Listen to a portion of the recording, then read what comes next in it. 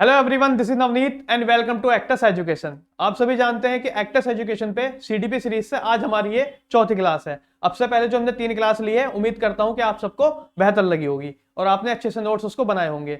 आज की क्लास शुरू करने से पहले मैं आप सभी को बताना चाहूंगा कि आज का जो हमारा टॉपिक है, या जिन मनोवैज्ञानिक के बारे में हम पढ़ रहे हैं, अगर कोई भी स्टूडेंट सीटेट एग्जाम देना चाहता है तो वो उठा के देखे प्रीवियस ईयर को और उसमें देखेगा कि 30 में से आपके 5 से 6 क्वेश्चन हर जो है पेपर में यहां से आए हैं। और आज की क्लास मोस्ट इंपोर्टेंट है, इसलिए जितने भी आज के कंफ्यूजन है वो आज की क्लास में दूर हो जाएंगे। चाहे जीन पियाजे हो, चाहे लॉरेंस कोलबर्ग हो, या आपके वाइगोस्की हो, इनको लेके इनकी जो अलग अलग थ्योरीज हैं, इनके अलग अलग सिद्धांत हैं, सभी जो है वो आज हम पूरी क्लास में उसको डिस्कस करेंगे। और पूरी क्लास कंटेंट वाइज होगी, इसमें कोई भी आज का क्वेश्चन नहीं होगा। सारे क्वेश्चंस प्रीवियस ईयर जो है हम अगली क्लास में आगे के देखेंगे और इन्हीं सबसे वो क्वेश्चंस आएंगे, तो आप अच्छे से नोट्स बनाते चलें और रिवीजन में आपको आसानी होगी। तो आज की क्लास हम दोस्तों शुरू करते हैं। देखते हैं आज का पहला टॉपिक क्या है हमारा। पियाजे का संज्ञानात्मक विकास का सिद्धांत, Piaget's theory of cognitive development. दोस्तों ये जो आप संज्ञानात्मक शब्द जो है ना, इससे आप समझने की कोशिश करें। संज्ञानात्मक का मतलब यही है कि बच्चा किस प्रकार से सीखता है, उसका अधिगम किस प्रकार से होता है, उसको एक सिस्टमेटिक ढंग से चलाना, जिसमें बहुत सी चीजें आती हैं। बच्चे की मेमोरी आती है, बच्चे की भाषा आती है, उसका चिंतन आता है, कई प्रकार की ऐसी चीजें आती हैं। इसमें किस प्रकार से बच्चा सुधार कर सकता है और किस स्टेज से वो निकल के जाता है, इस प्रकार की बातें जो है वो पियाजे ने अपने संज्ञानात्मक विकास में हमें बताई हैं। और आइए इसको जानते हैं अच्छे से। जीन पियाजे जो थे आपके स्विट्जरलैंड के निवासी थे, ठीक है। और इनका जो सिद्धांत है वो 3 नामों से, अलग अलग नामों से जाना जाता है। इंग्लिश में तो कॉग्निटिव डेवलपमेंट के नाम से, और हिंदी में आपका संज्ञानात्मक विकास सिद्धांत, विकासात्मक सिद्धांत, या अवस्था का सिद्धांत। दोस्तों यहाँ पे अवस्था का सिद्धांत इसको क्यों बोला गया है वो आप देख पा रहे होंगे कि यहाँ पे इन्होंने 4 अवस्था दी है। ये मैंने अलग से ही इसको लिख दिया है। जीन पियाजे कौन थे? जीन पियाजे आपके ये थे, आप फोटो में देख पा रहे हैं, ठीक है। स्विट्जरलैंड के ये निवासी थे और संज्ञानात्मक विकास का सिद्धांत इन्होंने दिया है। अब इनका जो है सिद्धांत है, उसको शुरू करने से पहले एक इनकी छोटी सी थ्योरी आती है जिसमें अक्सर बहुत कंफ्यूजिंग चीजें होती हैं। इसको जो है वो आप एक लाइन में देख लीजिए। स्कीमा, जिस पे इन्होंने बहुत ज्यादा जोर दिया है, स्कीमा को हम देख लेते हैं। व्यक्ति या वस्तु के प्रति व्यवहार का तरीका स्कीमा है। मतलब किसी भी व्यक्ति या वस्तु के प्रति व्यवहार का तरीका जो है वो स्कीमा है। वह जिंदगी के विशेष पहलुओं या क्षेत्र के बारे में सूचनाओं को संगठित करने की संरचना जो है वो आपका स्कीमा है। किसी भी व्यक्ति या वस्तु के प्रति किस प्रकार का व्यवहार करते हैं हम, वो जो है हमारे स्कीमा में आ जाता है, समझ आता है, ठीक है। और बाकी जो है इसमें विशेष पहलू या क्षेत्र के बारे में भी जो हम सूचनाएं संगठित करते हैं, वो भी हमारे व्यवहार में आ जाता है, हमारे मन में आ जाता है। इसी को जो है दोस्तों इन्होंने स्कीमा बोला है। और प्रीवियस ईयर में 1 लाइनर में आपका सीटेट में कई बार स्कीमा के बारे में दिया गया है, तो आप इसका अच्छे से स्क्रीनशॉट और नोट्स बनाते चलें ताकि आपको आगे कोई भी दिक्कत ना आए। दोस्तों बार बार मैं नोट्स बनाने पर इसलिए जोर दे रहा हूं क्योंकि आप कहीं भी देख लीजिए, आपको कंटेंट लेवल की क्लास बहुत कम मिलेंगी और आपको क्वेश्चंस वाइज चलेंगे। तो इस प्रकार की दिक्कत आपको आगे एग्जाम में ना हो, तो इसके लिए आप अपने अच्छे से नोट्स बनाते चलिए। आइए इसके बारे में देखते हैं। अब ये जो संज्ञानात्मक विकास का सिद्धांत है, इसको 2 तरीके से समझेंगे। पहला आपका संगठन के तौर पे, दूसरा अनुकूलन के तौर पे, ठीक है। यहाँ पे 2 थ्योरी जो इन्होंने दी है। पहले में क्या है, संगठन में क्या क्या आता है आपका? संगठन में आता है प्रत्यक्षीकृत एवं बौद्धिक सूचना प्राप्त करना। मतलब जो बच्चा सीखता है, एक तो संगठन और अनुकूलन 2 प्रकार से सीखता है, ठीक है। जिसमें आपका संगठन में क्या आ जाता है, प्रत्यक्षीकरण, मतलब देख के चीजें हमारे सामने जो होती हैं उसको देख के, एवं बौद्धिक सूचनाओं को, जो भी हम बौद्धिक रूप से सूचना हमारे पास आती हैं वो अंदर हमारे अंदर समझ आती हैं, ठीक है। अब दूसरा क्या है, दूसरा है आपका अनुकूलन। अनुकूलन तो परिवेश के साथ सीधे पारस्परिक क्रिया करके, मतलब बच्चा एक तो चीजों को देख के सीखेगा और सूचनाओं को आपके जो है बौद्धिक रूप में संगठित करके सीखेगा। दूसरा क्या सीखेगा, परिवेश के साथ सीधा क्रिया करके, मतलब परिवेश में जो उसका एनवायरनमेंट में चल रहा है उनके साथ वो सीधे से आपकी क्रिया करेगा और अच्छे से सीखेगा, ठीक है।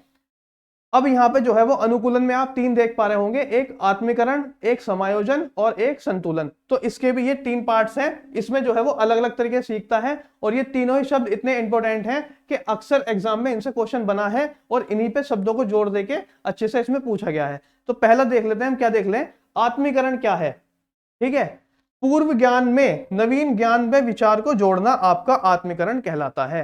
पहला आत्मीकरण का मतलब है कि हमने पहले से जो सीख रखा है उसमें ही हम चीजों को और ऐड कर दें तो हम अच्छे से चीजों को सीख पाते हैं और उसको अच्छे से समझ लेते हैं। जैसे कि कोई बच्चा है, उसको नॉर्मली एक साइकिल चलानी आती है, ठीक है, और वो बाइक सीखना चाहे तो वो आराम से जो है वो उसको सीख लेता है, क्योंकि उसका पूर्व ज्ञान रहा है इस चीज का, ठीक है। या बच्चे को नॉर्मल भी अपने गुणा भाग भी आता है, तो उससे रिलेटेड वो चीजें आगे जो क्वेश्चंस में आएगा वो अपने इसको ऐड कर लेगा, ठीक है। दूसरा क्या होगा आपका समायोजन। समायोजन क्या, नई योजना बनाना या पुरानी योजनाओं को संशोधित कर लेना। मतलब किसी भी चीज के बारे में हम नई योजना बनाएं या पुरानी योजना हमारी जो है उसको अच्छे से हम संशोधित कर लें, ये आपका समायोजन में आ जाता है। अब तीसरा शब्द जो आता है इसका है वो संतुलीकरण। संतुलीकरण में क्या बता रहा है, a प्लस बी में संतुलन स्थापित करना। मतलब आत्मीकरण में और समायोजन में जो हम सीख रहे हैं उसके बीच की जो स्टेज होती है दोस्तों, वो आपका संतुलिकरण आ जाती है। और संतुलीकरण भी इसीलिए इसका नाम रखा गया है कि इन दोनों में संतुलन बनाना है। पूर्व ज्ञान में नवीन ज्ञान पे विचारों को जोड़ना और नई योजना बनाना या पुरानी को संशोधित करना, इन दोनों को मिला के जो एक स्टेज बनती है वो आपका संतुलीकरण के आती है, अंतर्गत आती है। इस तरीके से जो है वो ये सिद्धांत हमारा चलता है, इस तरीके से काम करता है संगठन, अनुकूलन, और अनुकूलन में भी आत्मीकरण, समायोजन और संतुलीकरण। ये जो है वो जीन पियाजे ने बताया है। अब जो है हम इनकी स्टेजेस के बारे में आगे जानेंगे और देखेंगे। इनका सिद्धांत जो है दोस्तों क्या कहता है, और ये मोस्ट इंपोर्टेंट सिद्धांत आपका जीन पियाजे जी का है। सिद्धांत, बालक वातावरण के साथ आपके संबंध बनाते हुए समझ का विकास करता है। मतलब बच्चा जो है वातावरण उसके चारों ओर जो भी चीजें घट रही हैं, चाहे वो विद्यालय में घट रही हैं, चाहे वो घर परिवार में घट रही हैं, या आपके मोहल्ले पड़ोस में घट रही हैं, ठीक है, वही उसका एक चारों तरफ का एनवायरमेंट है। और एनवायरमेंट मैंने आपको पहले से बताया भी है, जिसमें ग्रोथ और डेवलपमेंट मैंने बताया था, ठीक है। वातावरण के साथ संबंध बनाते हुए उसकी समझ का विकास होता है। वो क्या सीख रहा है वो उसमें डेवलप्ड होती है। वह बालक अपने मन का निर्माण सक्रिय रूप से करता है। अब यहाँ पे ये जो सक्रिय रूप का शब्द है, ये जो है वो इस पे ज्यादा जोर डाला गया है। सक्रिय रूप से बच्चा करके सीखना चाहता है, बच्चा केवल सुन के ही नहीं सीखना चाहता, और इस तरीके से जो है वो उसकी डेवलपमेंट जल्दी से हो नहीं पाता है केवल सुन के सीखे। बच्चा करके चीजों को करके, मतलब कुछ भी नया करने का चाहता है, वो उस प्रकार से जो उसकी थिंकिंग बढ़ती है या सोच बढ़ती है, वही जो है वो इस सिद्धांत के अंदर बताया गया है, ठीक है। बच्चा जो है वातावरण के साथ समझ का विकास करता है और अपना जो है वो जो भी सीखता है वो सक्रिय रूप से सीखता है, अपने मन का जो निर्माण करता है वो सक्रिय रूप से करता है। अब इसके आगे जो बताया गया है, इन्होंने बताया है कि बच्चे का जो डेवलपमेंट होता है दोस्तों, उसकी 4 अवस्थाएं होती हैं, ठीक है। 4 अवस्थाओं से बच्चा निकल के जाता है, और हर स्टेज में जो है वो आपके अलग अलग उसकी जो है विचार रहते हैं, किस प्रकार उसको क्या करना है, वो हम इसके बारे में आगे सीखेंगे। पहली स्टेज कौन सी है, संवेगात्मक अवस्था, सेंसरी मोटर स्टेज। ये दोस्तों होती है आपके 2 साल से लेके 0 से जन्म, मतलब 0 का मतलब जन्म से लेके 2 वर्ष तक, ठीक है। दूसरी होती है पूर्व संक्रियात्मक अवस्था, प्री ऑपरेशनल स्टेज, जो आपकी होती है 2 साल से लेके 7 साल तक की। तीसरी होती है मूर्त संक्रियात्मक अवस्था, ये आप कॉन्क्रीट स्टेज, ये होती है आपकी 7 साल से लेके 11 वर्ष तक। चौथी होती है औपचारिक संक्रियात्मक अवस्था, ये जो होती है आपकी ये 11 साल से लेके आपकी 18 साल तक रहती है। इसको मतलब 18 साल का मतलब किशोरावस्था तक।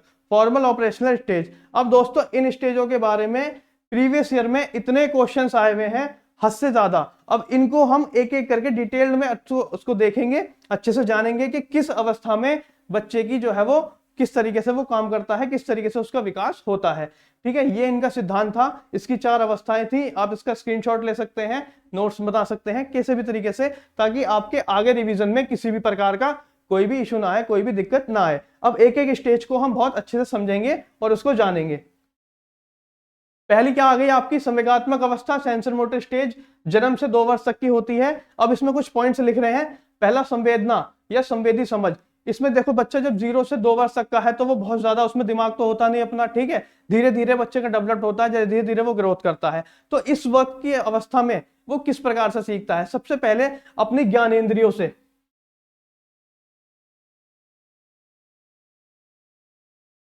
बच्चा अपनी ज्ञानेंद्रियों से जो है वो सीखता है। ज्ञानेंद्रियों में आपकी जीभ, त्वचा, आपके जो है मुंह होगा, ठीक है, ये सब चीजें आ जाती हैं और इनसे जो है वो ज्ञान लेता है, इनसे जो है वो चीजों को सीखता है, और यही उसकी संवेदी समझ होती है।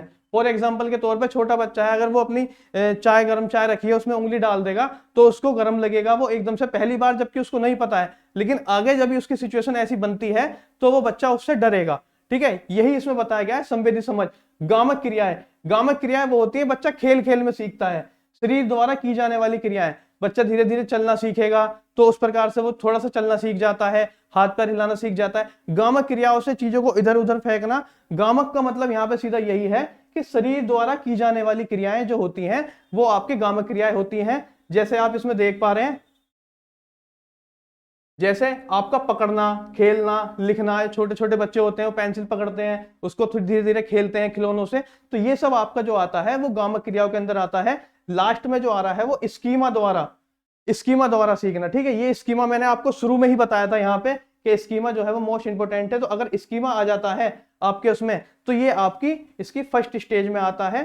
ठीक है, व्यक्ति या वस्तु के प्रति बच्चा जिस प्रकार व्यवहार करता है वही स्कीमा है, ये इसकी फर्स्ट स्टेज में आ जाता है। बच्चा स्कीमा द्वारा जो है वो आपका फर्स्ट स्टेज के अंदर सीखता है। ठीक है, ये आप इसको देख सकते हैं, ज्ञानेंद्रियां इसमें मोस्ट इंपोर्टेंट हो जाती हैं। और दूसरा देख लेते हैं, पूर्व संक्रियात्मक अवस्था, प्री ऑपरेशनल स्टेज, ये आपकी होती है 2 वर्ष से 7 वर्ष तक की। देखिए दोस्तों, एक इस तरीके से चीजों को समझा जाए कि बच्चे जो है मोस्टली सबके घर में होते ही हैं, छोटे बच्चे जो होते हैं देख लेते हैं, नहीं तो आस पड़ोस में होते हैं।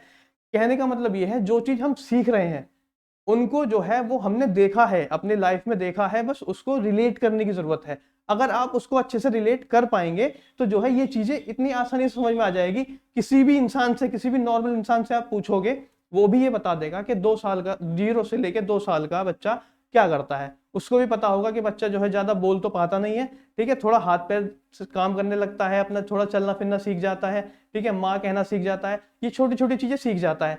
वही चीज आप लोग पढ़ रहे हैं, बस आप लोग क्या पढ़ रहे हैं, टेक्निकल टर्म्स में पढ़ रहे हैं। उन लोगों को ये नहीं पता कि संवेगात्मक अवस्था क्या होती है, सेंसर मोटर स्टेज क्या होती है। ठीक है, बस आप लोग जो पढ़ रहे हैं वो एक टेक्निकल टर्म्स में पढ़ रहे हैं, और इन्हीं टर्म्स को अगर आप डेली लाइफ में डाल लेंगे तो यही चीजें आपके लिए बहुत आसान हो जाएंगी। इसमें कोई बहुत बड़ा साइंस नहीं है, धीरे धीरे चीजों को समझते चलना है और अपने आराम से नोट्स बनाते चलना है। प्रैक्टिस क्वेश्चंस हम लोग इतना लगाएंगे इससे रिलेटेड कि आपको ये मुंह ज़बानी याद होना शुरू हो जाएगा। अभी कंटेंट की क्लास है तो आपको इसके से अच्छे से फोकस की जाए। ठीक है, आपकी पूर्व संक्रियात्मक अवस्था, अब 2 से 7 साल तक का बच्चा क्या कर सकता है। नॉर्मल अपने माइंड में एक थिंकिंग डेवलप कीजिए कि आपके सामने 2 से 7 साल तक का बच्चा है, वो बच्चा क्या क्या काम कर लेगा। अब इसको टेक्निकल टर्म्स में देखो, इस अवस्था में बालक पड़ोसी के बच्चों के साथ खेलता है, जाहिर सी बात है इसमें कुछ भी बहुत बड़ी बात नहीं है। ठीक है, प्रतीकों, शब्दों, चित्रों को आपका प्रयोग करने लगता है। प्रतीक जो होते हैं, जो उसके चिन्ह होते हैं, ठीक है, शब्द होते हैं और चित्र होते हैं, इन सब का प्रयोग करना आपका आरंभ कर देता है। तीसरा, प्रतीकात्मक खेल खेलने लगता है। जो भी इससे रिलेटेड चीजें होती हैं, जो भी उनके छोटे मोटे गेम्स होते हैं, चीजों के जो होते हैं, जो बच्चों के आते हैं, उनसे वो गेम वगैरह अपना खेलने शुरू लगते हैं, छोटे छोटे बच्चे जो होते हैं। ठीक है, शरीर अनुपात का अंतर वो नहीं कर पाता इस अवस्था में। अब ये जो है वो इंपॉर्टेंट है, यहां से क्वेश्चन इसी टाइप में बना था, इसको मैं यहां समझाना चाहूंगा। अब जैसे यहां पे आपका 1 किलो रुई है, ठीक है, अब यहां पे है आपका 10 किलो लोहा। यहां पे 1 किलो रुई है और यहां पे 10 किलो लोहा है। अब इस शब्द को समझिए, शरीर अनुपात का अंतर वो नहीं कर पाता। ठीक है, अब छोटा बच्चा है, अब रुई जो होती है वो एक बड़े फॉर्म में होती है। ठीक है, तो अब वो कहता है जब रुई का आकार बड़ा है तो रुई का वजन भी आपका बड़ा होगा, जबकि हकीकत में जो है बड़ा बच्चा कहेगा नहीं वेट इसमें ज्यादा है, लेकिन वो बच्चा क्या बताएगा, वो बताएगा कि आपका वेट जो है वो रुई में ही ज्यादा है। तो इस प्रकार का अंतर जो है वो इस अवस्था में 2 से 7 साल की अवस्था में बच्चा आराम से कर नहीं पाता है। ठीक है, तो यहाँ पे आपका रुई है, तो रुई को वो हमेशा बड़ा बताएगा। सजीवता के लक्षण उसमें देखने को मिलते हैं। भाई 3 साल का बच्चा है, ठीक है, उसमें सजीवता के लक्षण, सजीवता से जो तात्पर्य है वो दोस्तों ये है कि अब जैसे छोटी कोई बच्ची है 3 साल की, तो वो अपनी गुड़िया के साथ जब खेलती है तो वो उससे बात भी करती है, तो वो सोचती है कि वो गुड़िया भी उससे बात करे, मतलब वो सोचती है कि चीजों में भी लाइफ है। वो क्योंकि उसमें इतना वो तो है नहीं, उसकी डेवलप तो हुई नहीं है, ना थिंकिंग उसकी डेवलप हुई है, ना उसमें बुद्धि का भी इतना अच्छे से डेवलपमेंट हुआ है। तो सजीवता के लक्षण इस स्टेज में देखने को मिलते हैं, और इससे भी सीधा सीधा क्वेश्चन बनता है कि सजीवता के लक्षण जीन प्याजे की किस स्टेज में देखने को मिलते हैं। तो दोस्तों वो आपका पूर्व संक्रियात्मक अवस्था है। ठीक है, ये जितनी भी चीजें मैंने इसमें डाली हैं इनसे क्वेश्चंस बने हैं, और आगे भी इस तरीके से क्वेश्चन बनते रहेंगे, हम प्रैक्टिस भी करेंगे। ठीक है, आइए इसकी तीसरी स्टेज को हम देख लेते हैं कि तीसरी स्टेज में क्या क्या होता है।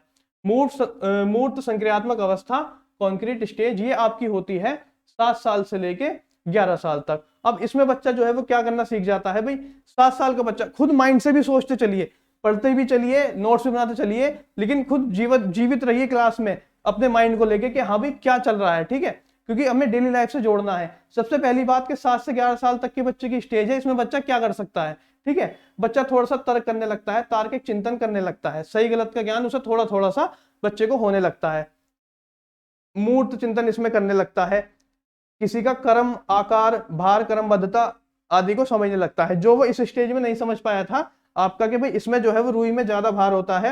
इस स्टेज में बच्चा ये जानता है, लेकिन अगली स्टेज में जो है वो बच्चा आने के बाद वो कहेगा नहीं जी, रुई का आकार बड़ा है और वो जो है, जो उसका वेट है वो लोहे का ही ज्यादा है। तो इस प्रकार का बच्चा आरोही अवरोही सीख जाता है, 1 2 3 4, आकार, क्रम, क्रमबद्धता, ठीक है, ये सब बच्चा सीख जाता है इस एज के अंदर।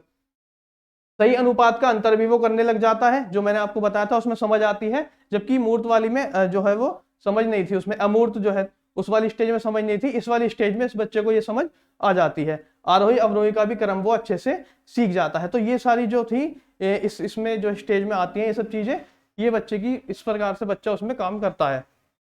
अगली वाली जो आ जाती है वो आपकी है औपचारिक संक्रियात्मक अवस्था, फॉर्मल ऑपरेशनल स्टेज। ये जो आपकी होती है, इसको लिख लीजिए, ये आपकी होती है 11 से 18 वर्ष तक की, ठीक है। अब इसमें क्या होता है, इसमें जो पहला बच्चा मूर्त चिंतन कर पा रहा था, चीजों को देख के सीख पा रहा था, अब जो है वो उसमें मन में ही वो कल्पनाएं करने लगता है, चिंतन करने लगता है, मूर्त चिंतन करने लगता है, निर्णय लेने की शक्ति उसकी बढ़ जाती है, ठीक है, स्मरण करने की, मनन करने की, मतलब चीजों के बारे में वो अब उसमें एक अच्छा सा एज उसकी ज्यादा हो जाती है, तो चीजों को अच्छे से समझने लगता है, ठीक है। अंकों का प्रयोग बहुत अच्छे से हो जाता है, बच्चे इसमें मैथ्स वगैरह का प्रयोग बहुत अच्छे से कर पाते हैं, ठीक है। समस्या का समाधान इस स्टेज में आ जाता है, ये इंपॉर्टेंट पॉइंट आपका बन जाता है। ये आता है कि जीन पियाजे की कौन सी स्टेज में बच्चा अपनी खुद की समस्याओं का समाधान करने लगता है, तो वो स्टेज जो है दोस्तों आपकी औपचारिक संक्रियात्मक अवस्था है। लास्ट कार्य कारण को आपका बंधन हो जाता है, इसमें बच्चा किसी भी कार्य से जुड़ता है, वो उसको अपना अच्छे से प्रॉपर तैयार पूरा करता है और अच्छे से उसमें मेहनत करता है, उसका एक बंधन बन जाता है। तो ये सारी जो आपकी स्टेजेस थी, इसमें ये सब चीजें बच्चा करता है। बच्चे का जो है 0 से 2 वर्ष का, 2 से आपके 7 वर्ष का, 7 से 11 वर्ष का और 11 से 18 वर्ष या आपका किशोरावस्था तक, ठीक है। ये जो है इन्होंने 4 अवस्थाएं दी हैं और इसमें बताया है कि बच्चा जिस प्रकार भी सीखता है, अलग स्टेज में उसके अलग अलग चीजें घटती हैं, जो है वो सेम स्टेज में सेम चीजें नहीं हो सकती, ठीक है। कहने का मतलब ये है कि बच्चे का भाषा का विकास है, या उसके मन का है, या उसकी इमेजिनरी पावर है, या उसकी मेमोरी है, वो जो है वो एक सिस्टमेटिक तरीके से डेवलप्ड होती है और एक निश्चित दिशा में काम करती है। ऐसा नहीं है कि किसी एक कारण के जो है वो अवस्था है, उसके लक्षण दूसरी अवस्था में दिखेंगे और दूसरी अवस्था के लक्षण तीसरी अवस्था में दिखेंगे, इस प्रकार की चीजें नहीं होती हैं। और ये सिद्धांत जो है हमारा जीन पियाजे का सिद्धांत है, ठीक है। आप इसका स्क्रीनशॉट ले सकते हैं और अच्छे से अच्छे उसको देख सकते हैं, ठीक है। ये था हमारा जीन पियाजे का सिद्धांत। और अब जो है दोस्तों अगला जो है वो है हमारा लॉरेंस कोलबर्ग का सिद्धांत, कोलबर्ग थ्योरी, ठीक है। अब कोलबर्ग आप यहाँ फोटो में देख पा रहे हैं, इन्होंने किस चीज की थ्योरी दी थी, आपके थ्योरी ऑफ मॉरल डेवलपमेंट, नैतिक विकास का सिद्धांत दिया था इन्होंने। तो आइए इस सिद्धांत को भी थोड़ा सा जानते हैं। दूसरा, कोलबर्ग ने नैतिकता के विकास का जो सिद्धांत प्रस्तावित किया था वह प्याजे के शोध पर ही आपका आधारित है, मतलब प्याजे ने जो सिद्धांत दिया था उसी पे ही आधारित है। बस क्या है, हर किसी ने अपने विचार अलग तरीके से रखे हैं, हर किसी ने बच्चे का जो डेवलपमेंट है, जो ग्रोथ है, वो अपने प्रकार से देखी है, अपने प्रकार से एक्सपेरिमेंट किया है उसको, और उसी प्रकार हम इसमें भी देखते हैं। कुछ बच्चे जो है वो अच्छे से ना पढ़ने के कारण उनमें कंफ्यूजन उनमें हो जाती है, प्याजे को कोलबर्ग में उसमें कर देते हैं, मिक्सिंग करके क्वेश्चन गलत कर देते हैं, लेकिन उसको अच्छे से ध्यान से पढ़ना है ताकि चीजें जो है हमारे सामने बिगड़े नहीं। प्याजे के विपरीत कोलबर्ग ने 3 स्तरों को नैतिक विकास की प्रक्रिया में आपका सम्मिलित किया और प्रत्येक स्तर पर 2-2 अवस्थाओं का जो है वो कल्पना की गई है। भाई प्याजे ने जो अपना स्टेज दी थी वो आपकी 4 अवस्था दी थी, लेकिन इन्होंने जो है वो आपके दोस्तों 3 स्टेज दिए हैं। इन्होंने कहा है कि बच्चे की जो विकास की जो होते हैं 3 स्टेजेस होती हैं, कहां से कहां तक, आपके किशोरावस्था तक, और हर स्टेज में इन्होंने अपनी 2-2 अवस्थाएं इसमें डाल दी, ठीक है। अब कोलबर्ग जी क्या कहते हैं, आइए इसको देख लेते हैं। कोलबर्ग के अनुसार नैतिक विकास सार्वभौमिक गोचर है।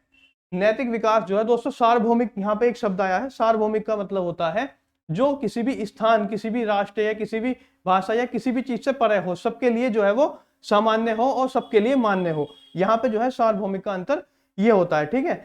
अनुसार नैतिक विकास सार्वभौमिक गोचर है क्योंकि सामाजिक प्राणी बनने के लिए मान्य व्यवहार संहिता को आत्मसात करना ही पड़ता है।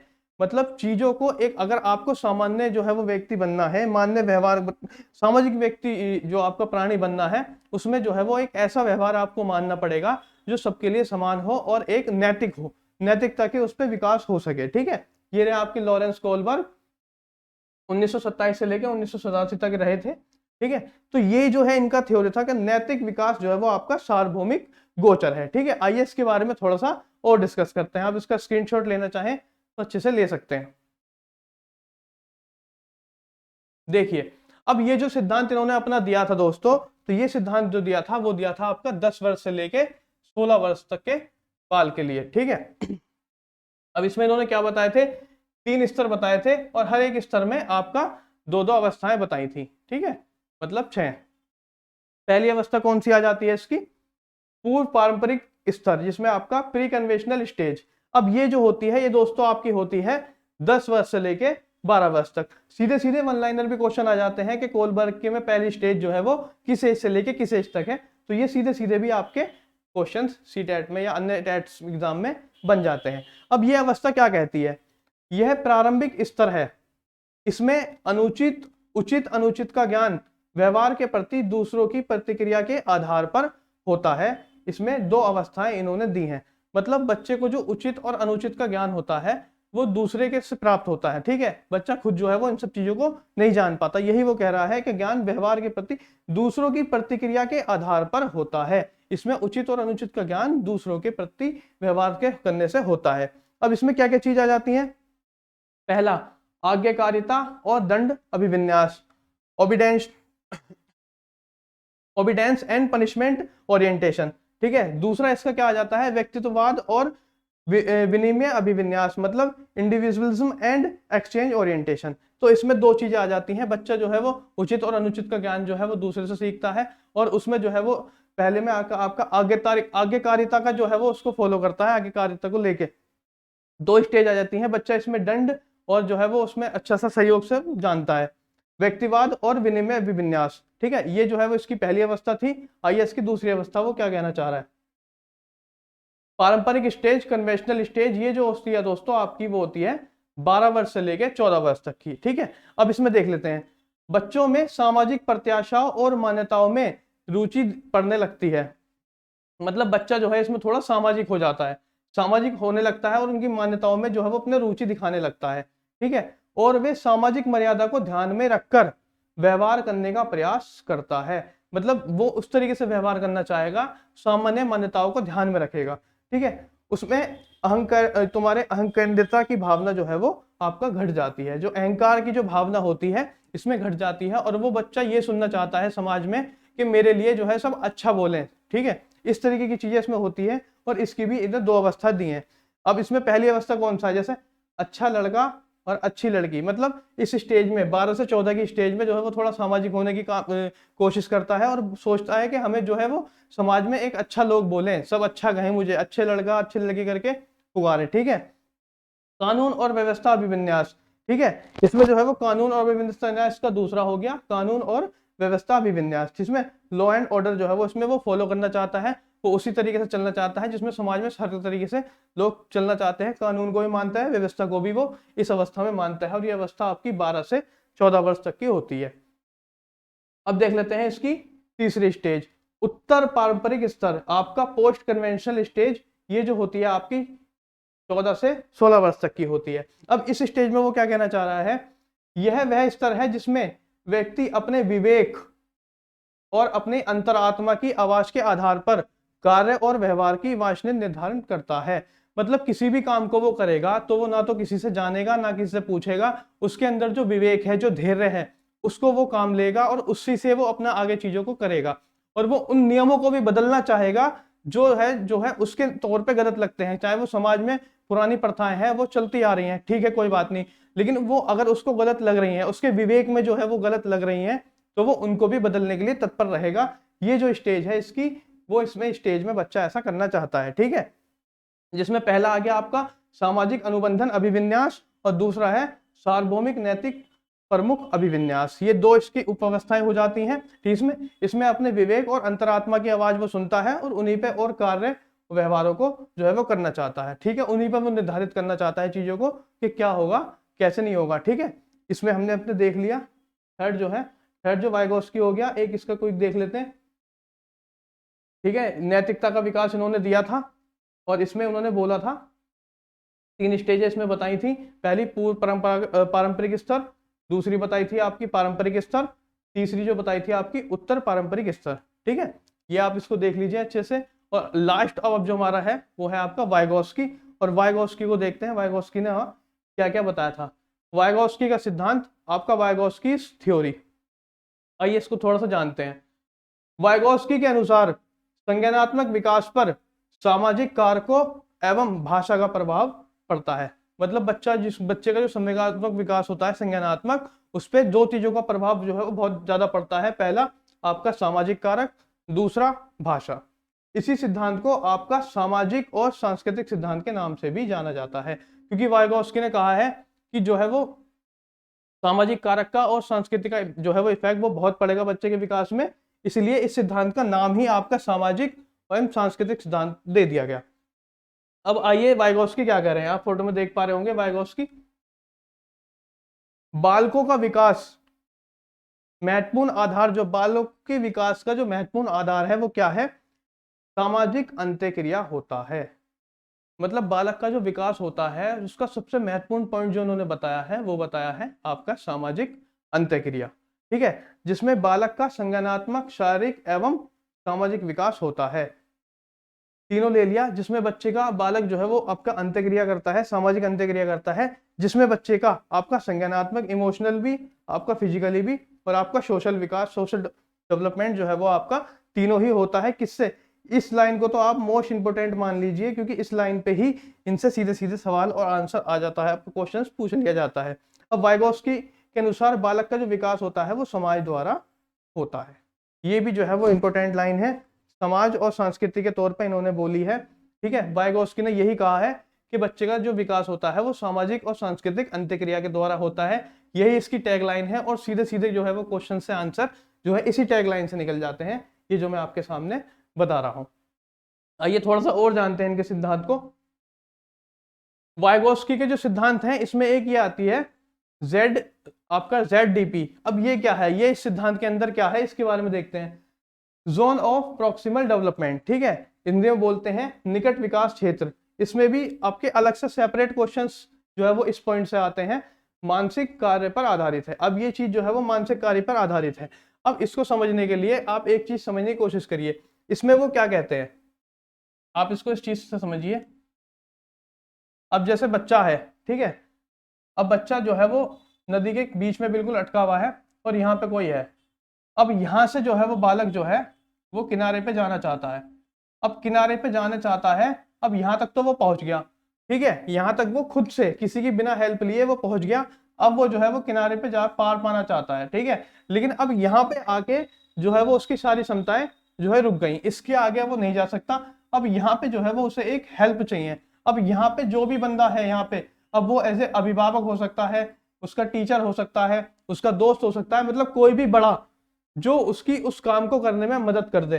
तो यहाँ से यहाँ तक की जो बीच की जो स्टेज है दोस्तों, उसको ही वो क्या कह रहे हैं, इसके बीच के जो ये स्टेज है या इसके बीच का समय अंतराल है, इसको ही बोला जा रहा है जोन ऑफ प्रॉक्सिमल डेवलपमेंट। यही जो स्टेज है यहाँ पे जो है वो ये अंतराल है, इसी को इन्होंने यहाँ पे डिनोट किया है कि बच्चा जो है किसी भी समस्या का समाधान, ठीक है, वो खुद से कर लेगा, लेकिन थोड़ा सा जब वो थोड़ा सा उसके बीच में रुक जाएगा तो वहां पे उसको किसी बड़े का साथ चाहिए। वो चाहे अभिभावक का हो सकता है, चाहे वो उसके आपके टीचर का हो सकता है, किसी दोस्त का हो सकता है, या समाज में रहने वाले किसी भी बड़े लोग का हो सकता है। उस समय अंतराल को ही जो इन्होंने आपका निकट विकास क्षेत्र बोला है, वो जो छोटा सा समय अंतराल है उसी को बोला है। अब आगे देख लेते हैं, सामाजिक अंत्यक्रिया, सोशल इंटरेक्शन के द्वारा बालक ज्ञान प्राप्त करता है। ये आपकी बार बार ये लाइन आपकी आएगी इन्हीं के सिद्धांत में, ठीक है। अब वाइगोट्स्की ने कहा है कि बालक समाज के साथ अंत्यक्रिया के द्वारा ही अपने विचार या भाषा का विकास करता है।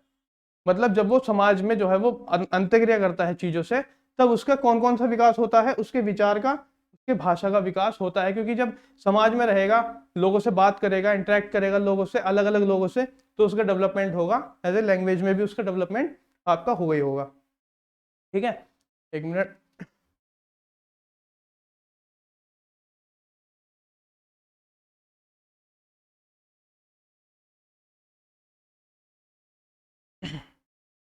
चलिए आगे देखते हैं। अब ये बता रहे हैं कि बालक में भाषा दो प्रकार की स्पीच जो है वो सीखी जाती है। बालक में दो प्रकार की स्पीच सीखता है वो। अब कौन कौन सी सीखता है? पहली आप देख रहे हैं इनर स्पीच, दूसरी आपकी एक्सटर्नल स्पीच। अब इनर स्पीच में क्या क्या है? वो जो विचारों से उत्पन्न थिंकिंग, मतलब विचारों से जो उत्पन्न थिंकिंग होती है, जो विचारों से जो वो सोचता है, वही जो है वो उसकी अंतरात्मा की आवाज होती है। भाई आप भी कुछ भी सोचिए, जिसको आप लैंग्वेज में उसको तब्दील मत कीजिए। तो आपके जो विचार होते हैं, जो थॉट्स होते हैं, वो हमारी अंतरात्मा की आवाज होती है, इनर स्पीच होती है। ठीक है, हिंदी में बोलेंगे मस्तिष्क से उत्पन्न विचार या यांत्रिक वाणी, सोच को ही आपका इनर स्पीच कहते हैं। मतलब जिस चीजों को हम बोल के जो है वो नहीं बताते, अपने अपने मन में ही सोचते रहते हैं, चाहे वो अपने फ्यूचर के बारे में हो या कुछ भी हो, तो बालक में जो है वो इस प्रकार की स्पीच होती है। दूसरी जो होती है दोस्तों, वो आपकी होती है एक्सटर्नल स्पीच। अब एक्सटर्नल स्पीच क्या होता है कि इसे शाब्दिक भाषा भी कहा जाता है। शाब्दिक भाषा का मतलब है जो हमारे विचार हैं वो शब्दों में उतर जाना, उसे बोलते हैं आपका शाब्दिक भाषा। इसने बालक अपने विचार को ध्वनियों में परिवर्तित कर देता है। मतलब जो बोला, अपने विचार को अगर आप ध्वनि में, शब्दों में जो है वो परिवर्तित कर देंगे तो वो आपकी एक्सटर्नल स्पीच हो जाएगी। दूसरों से बातचीत करता है और उसे ही आपका एक्सटर्नल स्पीच कहते हैं। जो हमारे अंदर विचार आए हैं वही हम दो शब्दों के द्वारा, ध्वनि के द्वारा प्रकट कर लेंगे और दूसरों से बातचीत करके वो निकाल देंगे, तो वही जो है वो आपका एक्सटर्नल स्पीच में आ जाता है। अब वाइगोस्की इसके बारे में क्या कहते हैं? और वाइगोस्की ने जो है वो ध्वनि के भाषा के बारे में बहुत जो है वो चीजें बताई हैं और उसको अच्छे से अध्ययन किया है। वाइगोस्की ने कहा है कि बालक में, मतलब ये जो आपकी जो पूरी लाइन है, यहाँ से एक अपने आप में ही सीटेट में प्रीवियस ईयर क्वेश्चन बना हुआ है, इसलिए ये जो है ये लाइनें सारी यहाँ पे डाली गई हैं। वाइगोस्की ने कहा है कि बालक में पहले विचार आते हैं फिर भाषा आती है। मतलब वाइगोस्की की थ्योरी कहती है कि अगर बच्चे का डेवलपमेंट हो रहा है तो बच्चे में जो है आपका पहले विचार आएगा, कोई भी चीज वो सोचेगा और भाषा में उसके बाद में तब्दील करेगा। जबकि प्याजे के अनुसार, प्याजे जो है वो क्या कहते हैं, बालक में पहले आपके भाषा आती है और फिर जो है वो विचार आता है। अब यहाँ पे इनमें अक्सर मतभेद बना हुआ है। वो ये कहते हैं कि पहले विचार आता है और वो कहते हैं पहले भाषा आती है। अब देखो, दोनों का निष्कर्ष क्या निकलता है कि विचार और भाषा एक दूसरे पर आधारित होते हैं। ठीक है, मतलब ना तो हम उनको सही कह सकते ना हम उनको सही कह सकते, ये जो है एक दूसरे पर आधारित होते हैं। अतः हम नहीं कह सकते हैं कि पहले क्या आता है, क्योंकि जो हम सोचते हैं वही एक भाषा हो जाती है। जो भी हम सोचेंगे वही एक भाषा के रूप में हो जाता है। इसका जो है वो, इसको हम किसी को भी जो है सही या गलत साबित हम नहीं कर सकते। ठीक है, अब देखिए, अब एक वाइगोस्की ने जो है वो भाषा यंत्र के बारे में बताया है और इससे जो है वो चीजें अक्सर एग्जाम में आई हैं। यह सामाजिक अंत्यक्रिया के द्वारा अपनी ही एक संस्कृति से दूसरी संस्कृति तक स्थानांतरण करता है बच्चा। ठीक है, और भाषा के सभी गुण, जैसे कि आपका विचार हुआ, भाव हुआ, अनुभव हुए, कौशल हुआ, ज्ञान हुआ, नैतिकता आदि आदि अनुभव, वह निम्न प्रकार से प्राप्त करता है। मतलब इसमें जो है बच्चा संस्कृति में जो रहता है वो किस प्रकार से इन सब चीजों को प्राप्त करता है? भाषा के द्वारा। भाषा से ही विचार होगा, उसके भाव होंगे, उसके अनुभव होंगे, कौशल स्किल्स होंगी, ज्ञान होगा, नैतिकता होगी, वह सब अपने अनुभव से निम्न प्रकार से कैसे प्राप्त करता है। अब देखिए, मतलब भाषा, बच्चे के द्वारा, बच्चा भाषा के द्वारा किस प्रकार से चीजों को आपका सीखता है।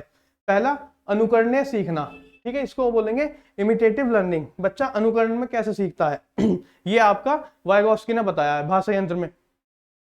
बालक अनुकरण के द्वारा ही भाषा का आधारित एक व्यक्ति से दूसरे व्यक्ति तक पहुंच जाता है। मतलब बालक जो है अनुकरण के द्वारा ही भाषा का अधिगम एक व्यक्ति से दूसरे व्यक्ति तक पहुंच जाता है या आपका प्रकट हो जाता है। इसमें भाषा का रोल होता है। बच्चे का जो सीखना होता है वो आपका भाषा के द्वारा रहता है, एक व्यक्ति से दूसरे व्यक्ति तक आपका चला जाता है। ठीक है, अब इसका दूसरा देख लेते हैं, निर्देशात्मक सीखना, इंस्ट्रक्शनल लर्निंग। इसमें क्या होता है, इसमें बालक किसी प्रौढ़ व्यक्ति जैसे अध्यापक या अभिभावक के निर्देशों के माध्यम से ही स्वयं को ज्ञान से परिपूर्ण करता है।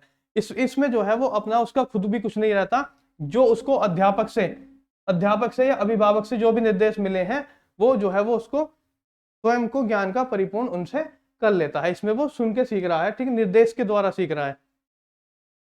आपका सहकारिता अधिगम, कोलैबोरेटिव लर्निंग, इसमें क्या होता है, इसमें बालक अपने साथियों के साथ विशिष्ट कौशलों को समूह बनाकर ग्रहण करता है। विशिष्ट मतलब समूह बनाकर, और जो है वो आपस में जो भी चीजें डिस्कस करते हैं उससे एक दूसरे का, ऐसे कहते हैं आपका ग्रुप लर्निंग में होता है, ग्रुप डिस्कशन में होता है, एक बच्चा बोलता है, दूसरे को विचार सुनता है, फिर उसमें क्रॉस क्वेश्चन होते हैं। तो इस प्रकार से सहकारिता अधिगम जो है वो, और ये मोस्ट इंपोर्टेंट आपका माना जाता है अगर बच्चे में भाषा का विकास करना है, तो ये वाली जो तकनीक है वो बहुत अच्छी है। अर्थात समान उम्र के बालकों के साथ अधिगम करते हैं इसमें बच्चे, वो भी अपनी क्रॉस क्वेश्चन करेगा, वो भी उसमें करेगा, एक ही उम्र के 5-10 बच्चे जो बैठ जाते हैं, या 5 भी हो सकते हैं। तो इस प्रकार से लर्निंग होती है, और इसमें निर्देशात्मक वाले में अभिभावक और आपके टीचर के निर्देशों के माध्यम से वो स्वयं को ज्ञान प्राप्त करता है। ठीक है दोस्तों,